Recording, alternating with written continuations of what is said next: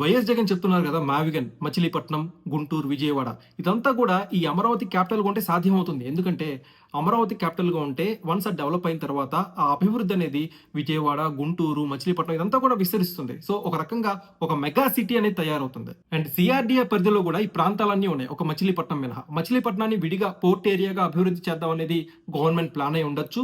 So ఈ CRDA పరిధిలో YS Jagan మావిగన్లో ఏదైతే ప్రపోజ్ చేశారో అవన్నీ కూడా సిఆర్డీఏ పరిధిలోనే ఉన్నాయి. సో అమరావతి డెవలప్ అయితే విజయవాడ, గుంటూరు, మంగళగిరి ఇవన్నీ ఆటోమేటికల్లీ డెవలప్ అవుతాయి. కానీ మనం ముందు చెప్పుకున్నట్టుగా ఇదంతా ఓవర్ నైట్ లో అయితే సాధ్యం కాదు. చాలా లాంగ్ టర్మ్ ప్రాసెస్. కానీ వన్స్ అనుకున్నది జరిగితే భవిష్యత్ తరాలకి గొప్ప గిఫ్ట్ ఇచ్చిన వాళ్ళం అవుతాం. అలా జరగాలంటే సెంట్రల్ గవర్నమెంట్ నుంచి కంటిన్యూస్ సపోర్ట్ ఉండాలి. వరల్డ్ బ్యాంక్ నుంచి కంటిన్యూస్ సపోర్ట్ ఉండాలి.